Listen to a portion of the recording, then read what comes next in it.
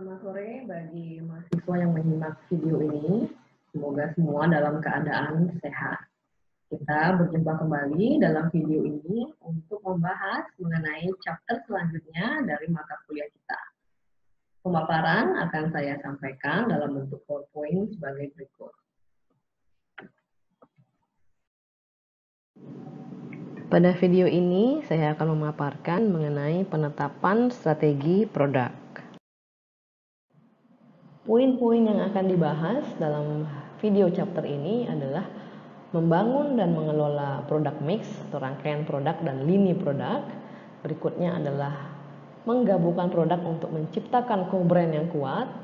Dan yang terakhir adalah penggunaan packaging, label, dan juga garansi sebagai alat pemasaran. Kita masuk ke poin bahasan produk system dan mix. Product mix juga disebut dengan product assortment, yaitu rangkaian dari seluruh produk yang ditawarkan oleh penjual kepada konsumen.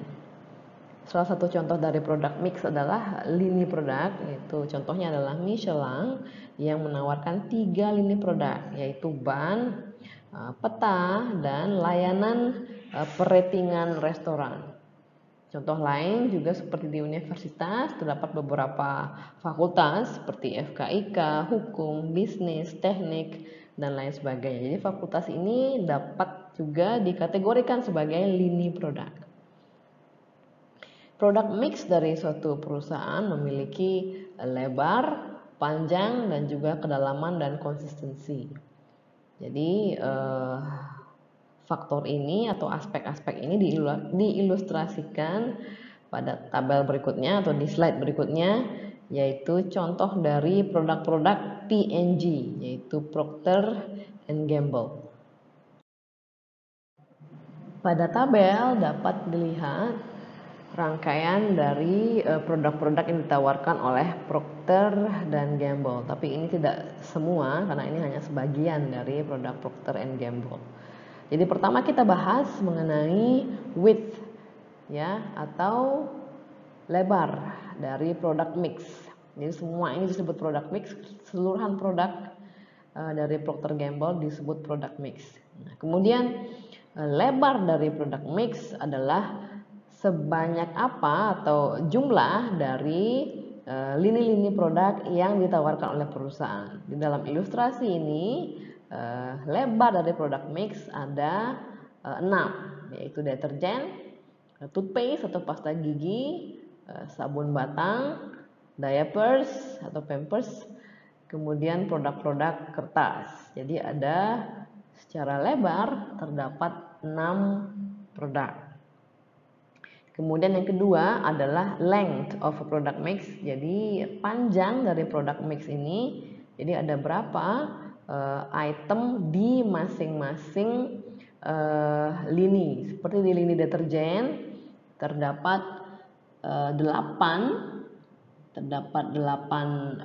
panjang produk, yaitu Ivory Snow, Draft, Tide, Cheer, dan seterusnya. Jadi ini adalah panjang dari lini produk deterjen. Kemudian di pasta gigi panjang lini produk ada 2, yaitu pasta gigi merek Glim dan juga Crest. Kemudian yang ketiga adalah kedalaman dari produk mix adalah sebanyak apa, merujuk pada sebanyak apa varian yang ditawarkan masing-masing produk di dalam lini tersebut. Contohnya kita ambil di produk deterjen merek Tide.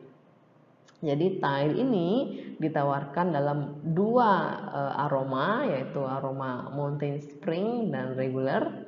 Kemudian ditawarkan dalam 2 formulasi, yaitu formulasi deterjen cair dan juga bubuk, dan 2 bahan tambahan, yaitu dengan pemutih dan tanpa pemutih. Sehingga produk Tide ini memiliki kedalaman 8 jenis produk karena mereka memiliki 8 varian yang berbeda. Dalam menawarkan lini produk, perusahaan umumnya mengembangkan platform dasar atau basic yang dapat ditambahkan untuk dapat menyesuaikan dengan permintaan konsumen atau menyesuaikan permintaan konsumen di segmen-segmen yang berbeda. Jadi produsen mobil membangun atau mengembangkan mobil di seputar platform basic atau dasar. Pembangun rumah menunjukkan model home di mana pembeli dapat menambahkan fitur-fitur tambahan yang mereka inginkan. Kemudian manajer lini produk, mereka perlu mengetahui penjualan dan profit masing-masing item pada lini produk mereka. Untuk apa? Untuk menentukan item-item mana yang perlu untuk dikembangkan, item mana yang perlu untuk di-maintain atau dijaga, dan item lini produk mana yang perlu untuk dilepaskan atau dijual. Tujuan perusahaan mempengaruhi panjangnya lini produk yang ditawarkan. Salah satu objektif adalah untuk menciptakan lini produk untuk mendorong konsumen melakukan upselling atau membeli lini produk yang lebih mahal. Contohnya adalah BMW. Jadi BMW ingin mendorong pelanggannya untuk membeli seri yang lebih mahal dari seri 3 menjadi ke seri 5. Kemudian dengan memperkenalkan lini ke-7, jadi BMW mencoba mendorong konsumennya untuk membeli seri ke-7 yang terbaru ini yang tentunya harganya lebih mahal pula. Tujuan yang lain adalah dari memperpanjang lini produk adalah untuk menciptakan lini produk yang memfasilitasi cross-selling, artinya membeli lini produk yang lain. Contohnya adalah Hewlett Packard atau HP. Selain menjual printer, HP juga menjual komputer. Jadi diharapkan pengguna komputer HP juga akan membeli printer keluaran HP. Tujuan lainnya adalah untuk menciptakan atau menawarkan lini produk untuk melindungi penjualan perusahaan pada saat ekonomi sedang membaik ataupun pada saat ekonomi sedang resesi. Contohnya adalah Electrolux yang menawarkan produk elektronik seperti kulkas, pencuci piring, dan vacuum cleaner mempergunakan nama-nama merek yang berbeda dengan level harga yang berbeda juga. Jadi nama merek A untuk level harga diskon atau level harga yang ditujukan bagi pasar menengah ke bawah, kemudian mempergunakan merek yang berbeda untuk menargetkan segmen pasar menengah, dan menggunakan nama merek yang berbeda untuk menargetkan segmen pasar premium. Tentunya 3 segmen ini mempergunakan atau membandrol dengan harga yang berbeda. Jadi tujuannya ini adalah untuk melindungi penjualan perusahaan pada saat ekonomi naik atau turun.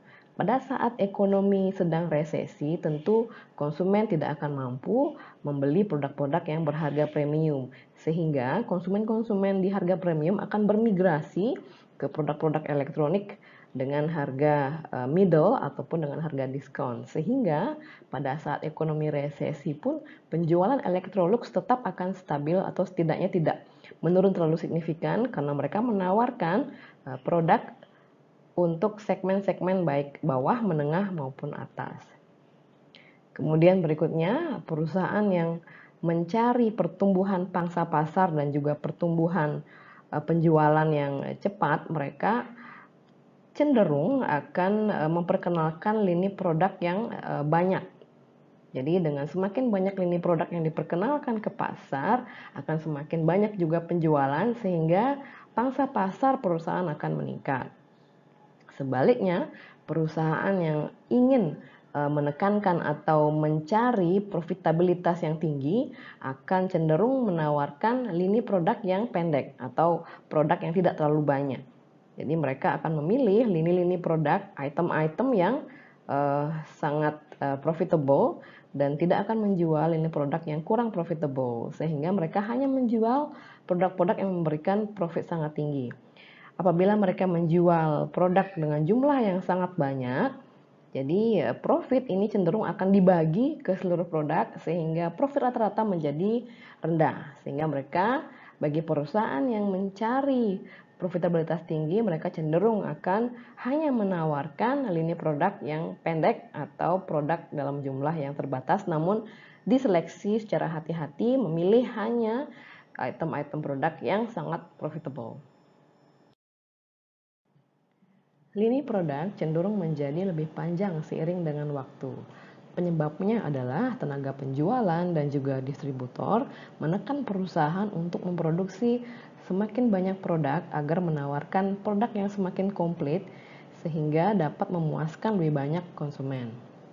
Namun seiring dengan penambahan item-item produk baru, biaya juga akan semakin meningkat. Contohnya biaya perancangan produk, biaya inventory carrying atau biaya penyimpanan, kemudian biaya manufacturing changeover atau pergantian fasilitas saat produksi atau manufacturing untuk memproduksi item yang berbeda, kemudian biaya pemrosesan pemesanan, biaya transportasi, dan biaya promosi untuk item-item produk yang baru. Pada akhirnya, manajemen mungkin akan menghentikan pengembangan lini produk baru karena ketidakcukupan dana atau karena ketidakcukupan kapasitas manufacturing atau produksi. Sehingga pada akhirnya, manajemen hanya akan memilih lini-lini produk yang paling profitable untuk mereka pertahankan dan kemudian mengeliminasi lini-lini produk yang kurang profitable. Kemudian perusahaan cenderung memperpanjang lini produknya dengan dua cara, yaitu line stretching atau memperpanjang lini dan line filling atau mengisi lini produk. Yang pertama, kita akan membahas mengenai line stretching. Jadi line stretching adalah saat perusahaan memperpanjang lini produknya di luar rangkaian produknya saat ini.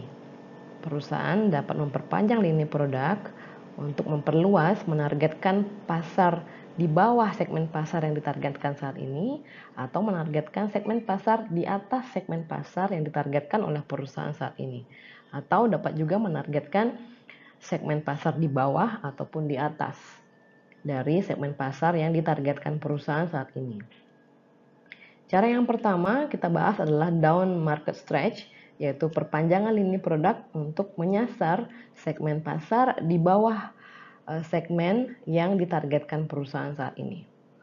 Jadi contohnya adalah sebuah perusahaan yang menargetkan pasar menengah, mereka ingin untuk memperkenalkan produk dengan harga lebih rendah untuk menargetkan segmen pasar menengah ke bawah.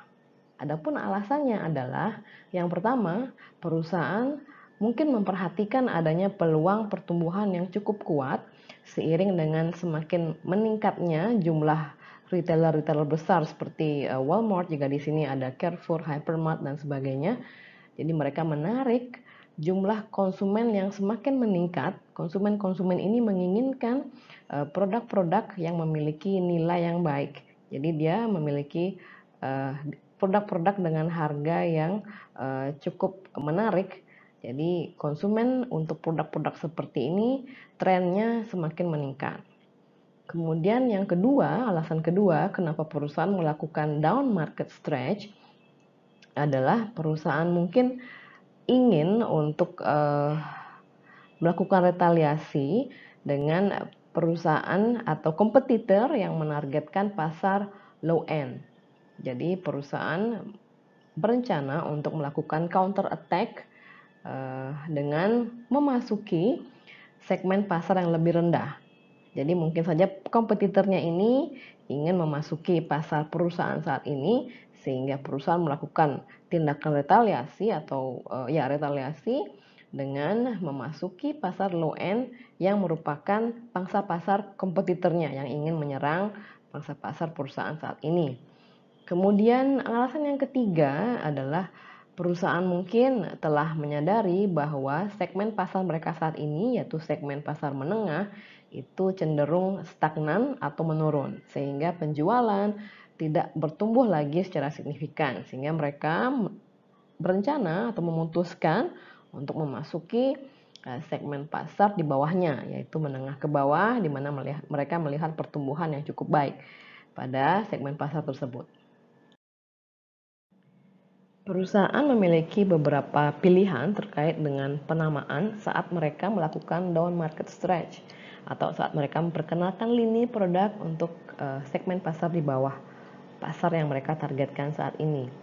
Pilihan penamaan yang pertama adalah mempergunakan nama merek untuk seluruh penawaran, baik itu penawaran di pasar segmen menengah, segmen atas maupun segmen bawah. Jadi contoh perusahaan yang mempergunakan strategi ini adalah Sony. Jadi Sony mempergunakan nama Sony pada berbagai produk di berbagai segmen pasar yang ditargetkan oleh Sony. Pilihan yang kedua adalah memperkenalkan nama yang berbeda untuk produk yang ditargetkan pada segmen pasar di bawah. Seperti Gap yang memperkenalkan lini produk untuk segmen pasar di bawah dan mempergunakan nama yang berbeda untuk lini produk tersebut, yaitu Old Navy. Jadi Old Navy ini adalah produk-produk keluaran Gap untuk segmen pasar di bawah dengan harga yang lebih terjangkau. Strategi ini cenderung lebih mahal untuk diimplementasikan dan berarti bahwa ekuitas merek harus dibangun dari nol karena tidak mempergunakan merek awal atau parent brand yaitu Gap yang sudah dikenal secara luas, namun Gap dalam lini produk ini memperkenalkan merek yang baru yaitu Old Navy. Artinya Gap harus membangun ekuitas merek ini dari nol, perkenalkan brand Old Navy ini kepada konsumen dari awal. Namun dengan cara ini, ekuitas merek dari parent brand yaitu Gap itu kurang lebih akan terproteksi, jadi tidak terganggu dengan keluarnya lini produk yang lebih murah ini. Nama brand Gap tidak terganggu dan tetap dipersepsikan sebagai merek dengan produk berkualitas dengan harga yang cukup premium.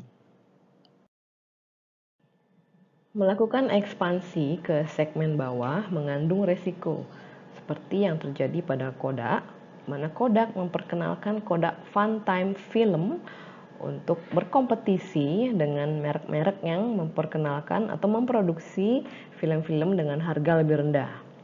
Namun permasalahannya adalah Funtime tidak dibanderol dengan harga yang cukup rendah untuk menyesuaikan dengan film-film berharga rendah yang diproduksi oleh kompetitor. Yang terjadi juga adalah pelanggan reguler dari Kodak justru membeli Funtime karena harganya yang lebih murah. Jadi hal ini disebut dengan kanibalisasi, di mana Funtime mengkanibalisasi core brandnya yaitu Kodak. Hasilnya Kodak menarik Funtime dari pasar dan citra kualitas di mata konsumen terhadap Kodak menjadi menurun. Namun di sisi lain, Mercedes justru dengan sukses mampu memperkenalkan Mercedes C-Class dengan harga yang jauh lebih rendah dari harga-harga produk Mercedes yang reguler. Jadi dengan C-Class cars yang dihargai lebih murah ini tidak mempengaruhi penjualan Mercedes, mobil Mercedes yang berharga jauh di atas itu, yaitu $100.000 pada saat itu.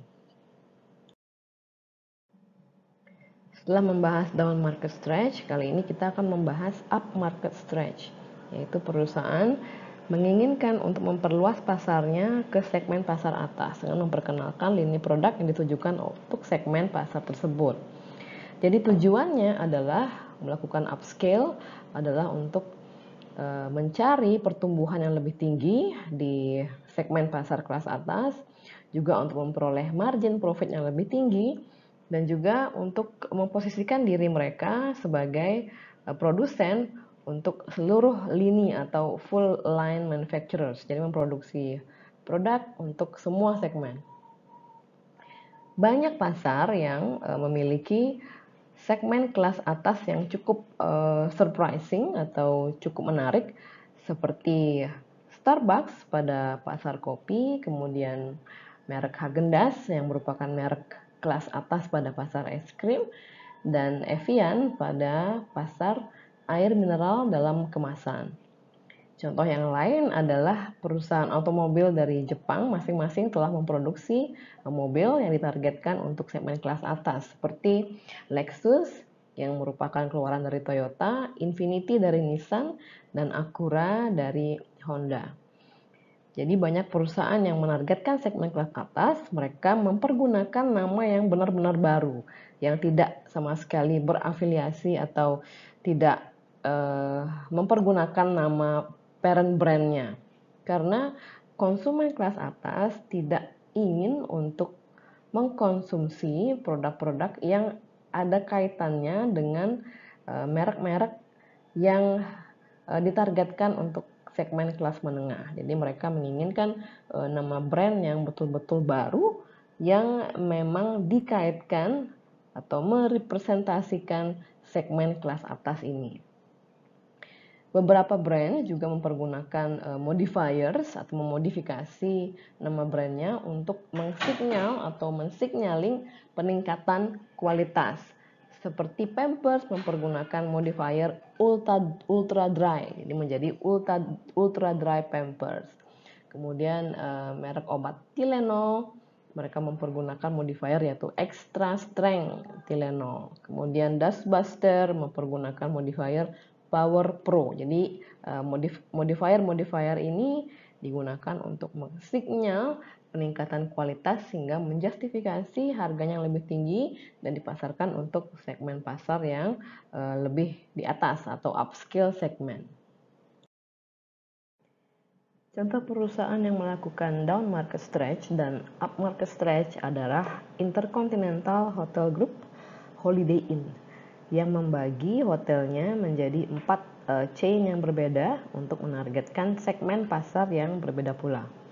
Jadi untuk segmen pasar kelas atas atau upscale, Holiday Inn memperkenalkan nama brand Crown Plaza.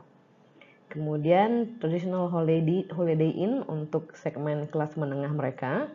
Kemudian Budget Holiday Inn Express untuk down market stretch yaitu segmen kelas bawah. Dan juga business oriented, jadi ini untuk wisatawan atau turis untuk kepentingan bisnis. Mereka memperkenalkan Holiday Inn Select. Jadi masing-masing chain hotel ini direpresentasikan mempergunakan program pemasaran yang berbeda dan penekanan yang berbeda pula. Jadi dengan mengembangkan merek untuk target konsumen yang berbeda dengan kebutuhan yang berbeda pula, Holiday Inn mencegah terjadinya overlap di antara hotel-hotel chain mereka. Perusahaan juga dapat memperpanjang lini produknya dengan menambahkan item-item baru untuk mengisi item-item pada lini produk yang saat ini sudah ada. Alasan untuk melakukan line filling termasuk diantaranya adalah untuk memperoleh tambahan profit dan juga untuk memuaskan para distributor atau dealer yang komplain mengenai penjualan yang hilang, potensi penjualan yang hilang karena beberapa item tidak diperkenalkan atau tidak diproduksi oleh perusahaan pada lini produk saat ini. Kemudian alasan lain adalah untuk memanfaatkan kelebihan kapasitas produksi. Alasan lain adalah untuk mencoba menjadi perusahaan yang menawarkan full line atau lini produk yang lengkap dan komplit. Dan alasan lain adalah untuk menambal lubang dan celah-celah pada pasar untuk mencegah masuknya kompetitor ke dalam pasar perusahaan saat ini. Sehingga perusahaan mencoba menawarkan lini produk yang lengkap. Sehingga ini dengan cara line filling adalah untuk menambal celah-celah atau lubang. Sehingga kompetitor tidak bisa memasuki pasar. Contoh perusahaan yang melakukan line filling adalah BMW. Dalam 4 tahun, BMW telah bermetamorfosis dari hanya satu brand dengan 5 model menjadi brand powerhouse yang memiliki 3 merek, 14 seri, dan juga 30 model mobil yang berbeda. Di BMW tidak hanya memperluas range produknya ke pasar bawah dengan Mini Cooper-nya dan model seri 1 yang compact, namun BMW juga berekspansi ke pasar atas dengan merek Rolls-Royce. Di samping itu, BMW juga mengisi gap di antara lini-lini produknya dengan memperkenalkan X3, seri X5, dan juga X6 untuk kendaraan bertipe sport. Kemudian memperkenalkan Z4 Roadster, yaitu mobil dengan 2 seating dan kap terbuka, dan juga memperkenalkan seri 6 Coupe. Perusahaan ini telah dengan sukses mengisi lini produknya untuk semakin memboosting daya tariknya kepada orang-orang yang kaya, orang-orang yang super kaya, dan juga orang-orang yang ingin menjadi kaya atau ingin terlihat kaya. Jadi semua ini tanpa melenceng dari positioning brand BMW yang premium. Setelah itu BMW juga akan merancang produk mobil yang environmentally friendly atau ramah lingkungan untuk diperkenalkan. Dalam penetapan harga produk mix, perusahaan berusaha untuk menetapkan harga yang dapat memaksimalkan profit dari seluruh rangkaian produk yang ditawarkan. Terdapat beberapa strategi product mix pricing. Yang pertama adalah product line pricing. Jadi perusahaan umumnya memperkenalkan beberapa lini produk dan alih-alih memperkenalkan hanya satu produk saja. Dan dengan beberapa lini produk tersebut mereka juga menetapkan beberapa tingkatan harga. Contohnya adalah pada toko pakaian pria, umumnya memperkenalkan atau menawarkan setelan pria dengan tingkatan harga berbeda-beda. Umumnya adalah 3 tingkatan, yaitu rendah, average, dan harga tinggi. Yang diasosiasikan oleh konsumen memiliki kualitas yang low atau rendah, kualitas yang rata-rata, dan kualitas tinggi. Jadi ini menjadi tugas penjual untuk membentuk persepsi kualitas di benak konsumen bahwa terdapat perbedaan tingkatan kualitas di antara ketiganya. Sehingga ini menjustifikasi mengapa setelan pria itu dibanderol dengan 3 tingkatan harga yang berbeda. Kemudian strategi product mix pricing yang kedua adalah penetapan harga opsional dan berdasarkan atas features. Jadi beberapa perusahaan atau banyak perusahaan mereka menawarkan produk-produk opsional atau fitur-fitur yang opsional bisa ditambahkan atau di-request oleh konsumen, tentunya dengan tambahan harga. Contohnya adalah konsumen mobil yang membeli mobil, contohnya Subaru, di mana yang standar dihargai dengan harga sekian. Subaru dengan fitur-fitur tambahan tentunya dibanderol dengan harga yang lebih mahal. Dan di restoran juga, beberapa restoran mereka menetapkan harga yang tinggi untuk minuman dan menetapkan harga yang standar atau average atau rendah untuk makanannya. Jadi dalam kasus ini, harga makanan itu atau pendapatan makanan digunakan untuk menutupi biaya, dan pendapatan dari penjualan minuman seperti minuman keras itu adalah pendapatan yang memproduksi profit. Jadi ini menjelaskan mengapa seringnya waiter itu sangat membujuk konsumennya untuk membeli minum dan membeli lagi. Namun ada juga restoran yang menetapkan harga minuman kerasnya cukup rendah dan harga makanannya tinggi, yang ini bertujuan untuk menarik kumpulan orang-orang yang datang untuk minum-minum. Strategi product mix pricing yang ketiga adalah captive product pricing. Beberapa produk membutuhkan penggunaan produk tambahan untuk dapat mengoperasikan produk inti mereka. Contohnya adalah produk alat cukur dengan produk tambahan yaitu razor blade. Jadi produsen dari alat cukur ini umumnya menetapkan markup yang tinggi pada produk pelengkapnya yaitu razor blade. Contoh lain adalah perusahaan produsen cellular phone yaitu AT&T. Mereka memberikan cellphone mereka dengan gratis apabila konsumennya berkomitmen untuk membeli layanan telepon selama 2 tahun sekaligus. Namun apabila produk pelengkap ini dibanderol dengan harga terlalu tinggi di pasaran, ini dapat menimbulkan terjadinya pemalsuan dan munculnya produk-produk substitusi yang akhirnya dapat menurunkan penjualan perusahaan. Contohnya saat ini konsumen dapat membeli cartridge refills untuk printer mereka dari supplier-supplier diskon dan mereka dapat menghemat 20-30% dibandingkan jika mereka membeli cartridge refills langsung dari produsen resminya. Kemudian strategi product mix pricing berikutnya adalah two-part pricing. Jadi penyedia jasa umumnya menetapkan harga dua bagian yang terdiri atas fixed fee atau tarif tetap dan juga tarif penggunaan yang bersifat variabel. Contohnya adalah produsen cellphone, di mana pengguna dari cellphone ini membayar biaya bulanan yang tetap dan ditambah cas tambahan untuk panggilan-panggilan telepon yang mereka lakukan yang melebihi dari waktu yang dialokasikan.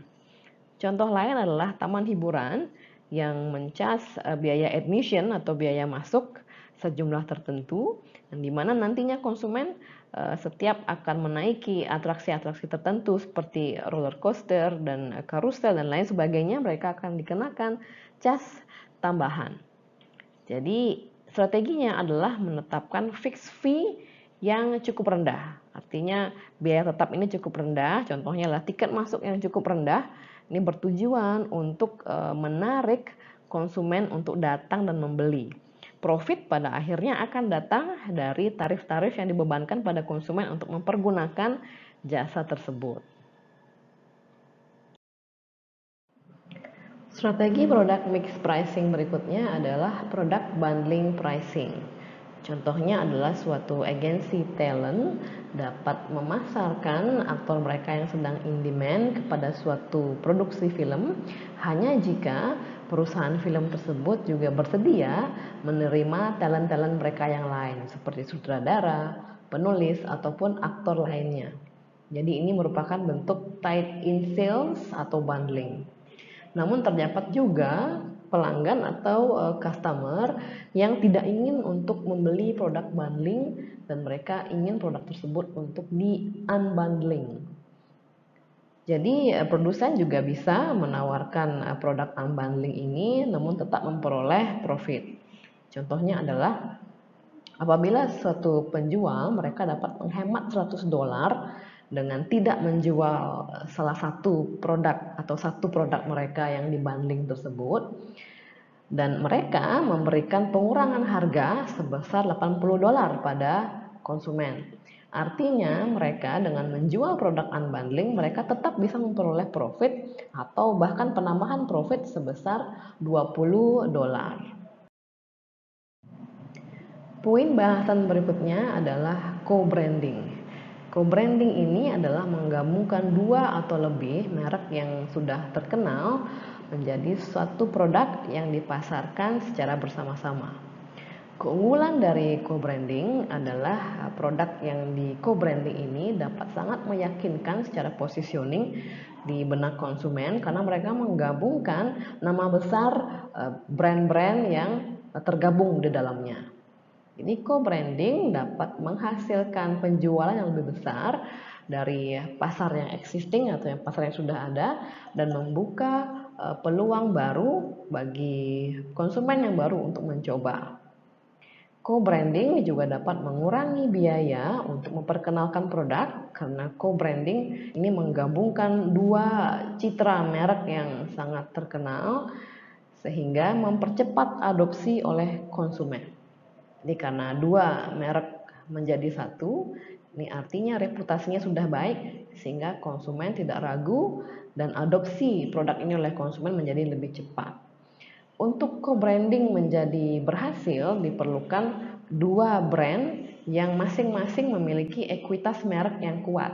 Artinya konsumen sangat aware terhadap merek tersebut dan juga merek tersebut memiliki image yang positif di benak konsumen.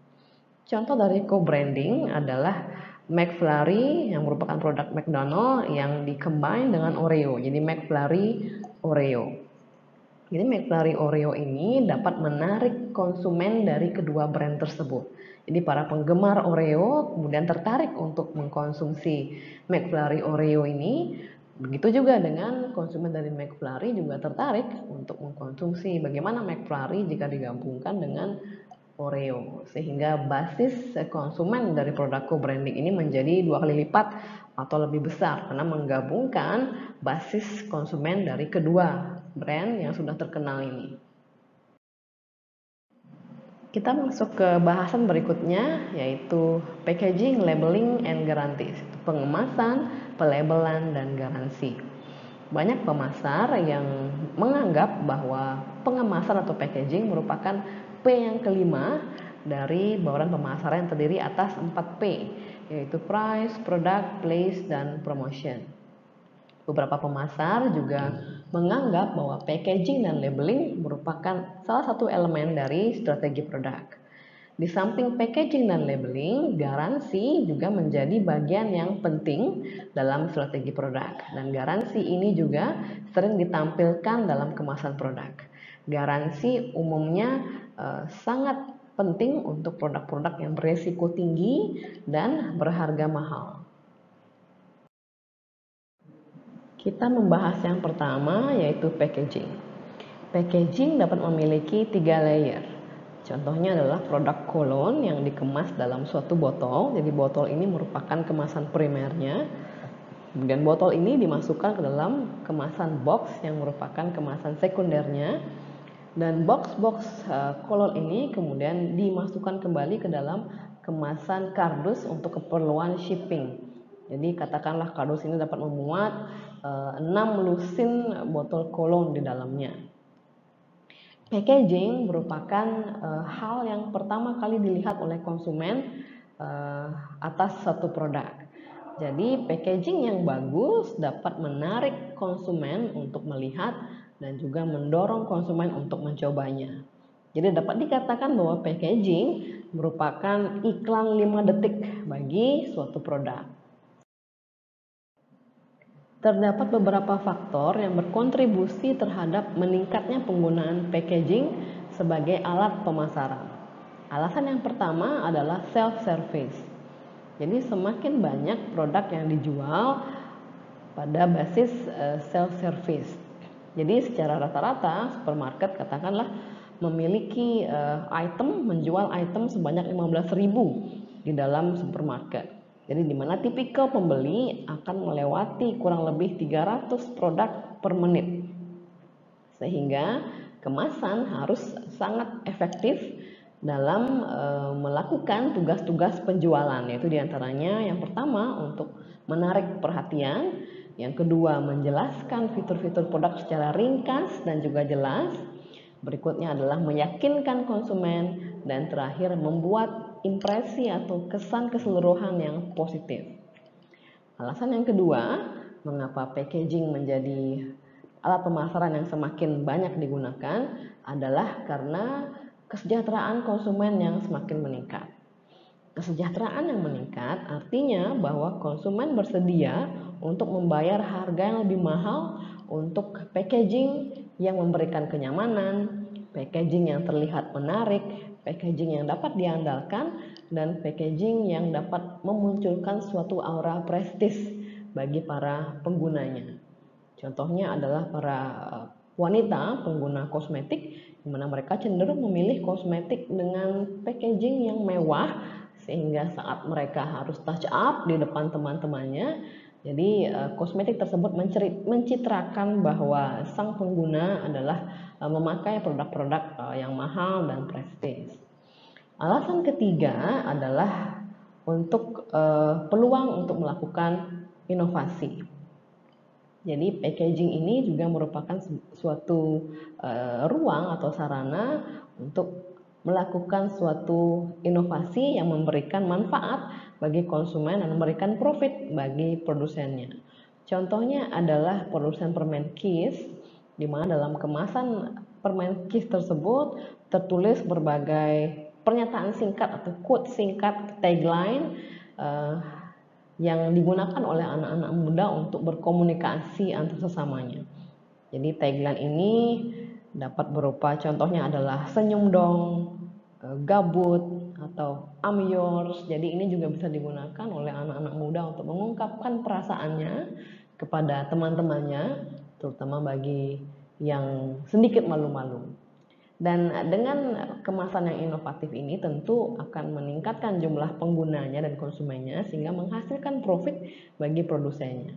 Contoh lain adalah produk jam yang dikemas dalam kemasan kaleng, di mana kaleng ini kemudian dapat digunakan oleh si pengguna untuk menyimpan berbagai barang. Jadi ini kemasan kaleng ini juga menjadi salah satu faktor yang berkontribusi terhadap keputusan konsumen untuk membeli produk jam tersebut. Setelah perusahaan merancang kemasannya, maka perusahaan perlu melakukan tes terhadapnya. Tes yang pertama adalah engineering test untuk memastikan bahwa kemasan dapat bertahan di bawah kondisi normal. Kemudian tes kedua adalah visual test, di mana skrip atau tulisan pada kemasan dapat terbaca dengan jelas dan penggunaan warna-warnanya harmonis. Tes yang ketiga adalah dealer test atau tes distributor, di mana distributor diharapkan dapat merasa bahwa packaging itu adalah packaging yang cukup atraktif dan juga mudah untuk dihandle. Tes terakhir adalah consumer test atau tes konsumen, di mana diharapkan konsumen akan bereaksi atau merespons secara positif kemasan produk tersebut. Salah satu cara untuk melakukan consumer test adalah melakukan eye tracking mempergunakan kamera tersembunyi. Jadi kamera tersembunyi ditempatkan di belakang produk untuk melihat seberapa banyak konsumen yang memperhatikan packaging dan memeriksa packaging produk. Contohnya adalah produk Comtrex, obat flu. Mereka melakukan research untuk men-track dan menemukan bahwa mempergunakan packaging mereka yang lama, sebanyak 50% konsumen memperhatikan produk mereka. Namun saat diganti mempergunakan packaging yang baru, terjadi peningkatan menjadi sebanyak 62% konsumen yang melewati rak memperhatikan produk mereka. Walaupun pengembangan packaging yang efektif dapat menghabiskan waktu berbulan-bulan dan juga membutuhkan dana yang tidak sedikit, perusahaan juga saat ini perlu memperhatikan concern-concern terkait dengan lingkungan dan sustainability mengenai pengurangan penggunaan packaging atau kemasan. Dan semakin banyak perusahaan yang go green dan menemukan berbagai cara yang kreatif untuk mengemas produk mereka. Beberapa contoh dari kemasan go green adalah mengemas produk dalam jar atau botol kaca, dan juga fully compostable bag atau tas yang dapat terurai sepenuhnya yang terbuat dari material plant based, dan juga mengemas produk alih-alih menggunakan plastik namun menggunakan paper bag. Karena plastik saat ini sangat menjadi sorotan, terutama di kalangan konsumen yang sangat aware terhadap lingkungan, dan juga setelah menjadi sorotan dunia bahwa bagaimana plastik ini sangat mencemari lingkungan, terutama lautan. Jadi produsen sangat perlu untuk mencari cara-cara lain atau materi-materi lain untuk mengemas produk di samping material plastik. Kita masuk ke poin berikutnya, yaitu labeling. Label dapat membantu memperkenalkan produk atau merek kepada konsumen. Contohnya adalah produk buah jeruk yang di stem menggunakan label Sunkist. Jadi produk tersebut merupakan produk yang dapat didiferensiasi dari produk kompetitor karena ini merupakan jeruk Sunkist. Label dapat menjelaskan suatu produk dalam beberapa jenis informasi. Yang pertama adalah siapa yang membuat produk tersebut, di mana dan kapan produk tersebut dibuat, apa kandungan dari produk tersebut, dan digunakan untuk apa produk tersebut, dan bagaimana cara penggunaannya dengan benar. Dan label pada akhirnya dapat membantu mempromosikan produk melalui gambar-gambar label yang atraktif. Label juga membutuhkan pembaruan, seperti contohnya label pada sabun Ivory yang telah dilakukan redone atau pembaruan setidaknya 18 kali sejak diperkenalkan pada tahun 1890-an. Di label ini dirubah dalam hal ukuran dan desain dari hurufnya. Jadi label-label juga membutuhkan pembaruan untuk semakin menyesuaikan dengan zaman dan selera konsumen akan warna-warna terbaru atau jenis font yang terbaru. Dan label-label juga tidak disarankan untuk memuat informasi yang salah, menyesatkan, dan deceptif, di mana label-label seperti ini dapat menyebabkan kompetisi yang tidak fair. Contohnya adalah Food and Drug Administration atau FDA di Amerika. Mereka mengharuskan produsen produk-produk makanan olahan untuk menyertakan label nutrisi yang dengan jelas mencantumkan jumlah protein, lemak, karbohidrat, dan kalori yang terkandung dalam produknya. Begitu juga kandungan vitamin dan mineral yang disajikan dalam bentuk percentage dari rekomendasi kebutuhan harian. Di FDA, mereka mengambil tindakan untuk deskripsi-deskripsi yang menyesatkan, yang memiliki potensi menyesatkan, seperti deskripsi produk light. Umumnya light ini merujuk pada produk yang rendah gula. Kemudian klaim-klaim menyesatkan seperti high fiber atau tinggi serat dan low fat atau rendah lemak. Untuk itu, bagi produsen yang mengklaim produknya dengan klaim-klaim seperti ini, mereka wajib untuk mencantumkan label nutrisi yang memuat informasi-informasi mengenai kandungan nutrisi dari produk. Jadi ini merupakan informasi yang dapat menjustifikasi alasan mereka untuk memberi tagline low fat, high fiber, dan sebagainya pada produk mereka, sehingga konsumen dapat memeriksa sendiri apakah produk tersebut memang benar-benar low fat, benar-benar high fiber, atau benar-benar light dengan cara menyimak label nutrisi yang dicantumkan pada kemasan produk. Bahasan berikutnya adalah garansi. Garansi dapat menurunkan persepsi resiko di benak konsumen. Garansi juga memberikan sinyal bahwa produk tersebut adalah produk berkualitas tinggi dan kinerjanya dapat diandalkan. Garansi sangat membantu saat produk perusahaan ini merupakan produk yang kurang dikenal dan juga produk yang berharga mahal. Karena saat konsumen membeli barang dengan harga mahal, persepsi resiko di benak mereka sangat tinggi. Karena apabila produk tersebut tidak berkinerja sesuai dengan klaimnya, konsumen akan mengalami kerugian yang cukup besar. Sehingga produk-produk yang mahal dan kurang dikenal akan sangat terbantu oleh garansi untuk meyakinkan konsumen membeli produk tersebut. Demikian paparan saya mengenai chapter ini, semoga dapat diterima dan dipahami dengan baik. Kita berjumpa kembali di video berikutnya. Terima kasih atas atensinya. Selamat sore.